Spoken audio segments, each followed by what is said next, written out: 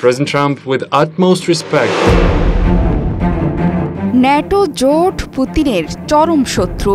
এই জোটকে পছন্দ করে না যুক্তরাষ্ট্রের নতুন প্রেসিডেন্ট ডোনাল্ড ট্রাম্পও। ন্যাটো নিয়ে আবারও অনীহার কথা বলেছেন আমেরিকার নতুন প্রেসিডেন্ট। তিনি বলেন, আমি নিশ্চিত নই যে যুক্তরাষ্ট্রের ন্যাটোতে কিছু ব্যয় করা উচিত। যুক্তরাষ্ট্র ন্যাটো সদস্যদের সুরক্ষা দিলেও ন্যাটো সেটি করছে না। এমনকি ন্যাটো জোটের সদস্যদের প্রতিরক্ষা খাতে জিডিপির 2% থেকে বাড়িয়ে 5% পর্যন্ত ব্যয় বৃদ্ধির আহ্বান জানান তিনি। শুধু তাই নয়, ন্যাটো জোটের কাছ থেকে সাহায্যও চাইছেন ট্রাম্প।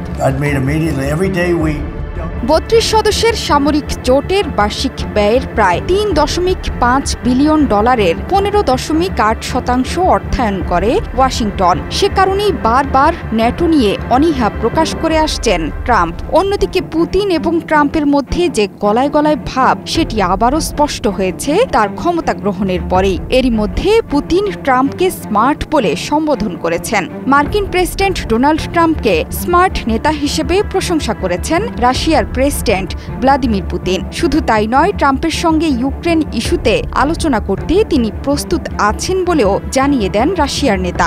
এমনকি ট্রাম্প প্রেসিডেন্ট থাকলে 2022 সালে ইউক্রেন যুদ্ধের সূত্রপাত ঠেকাতে পারতেন বলেও দাবি করেছেন রুশ প্রেসিডেন্ট।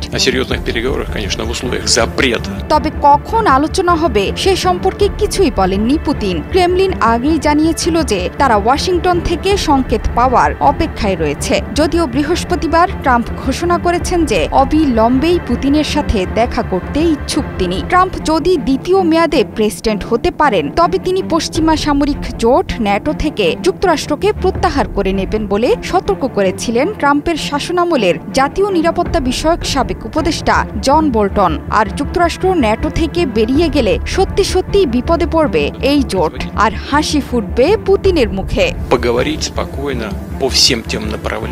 বিশেষজ্ঞরা বলছেন, যুক্তরাষ্ট্রের ন্যাটোতে থাকার কোনো যৌক্তিকতাই দেখেন না ট্রাম্প। এমনকি তিনি জাপান ও দক্ষিণ কোরিয়ায় মার্কিন সেনা থাকারও বিরোধী। ট্রাম্প মনে করেন রুশ প্রেসিডেন্ট ভ্লাদিমির পুতিন একজন সঠিক ব্যক্তি এবং উত্তর কোরিয়ার নেতা কিম জং উনও একজন সঠিক মানুষ।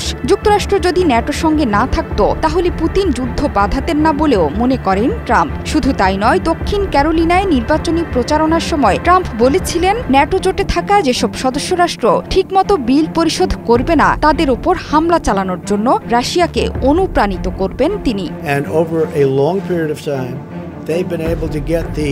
জোহরা চৌধুরী সেতু, 71।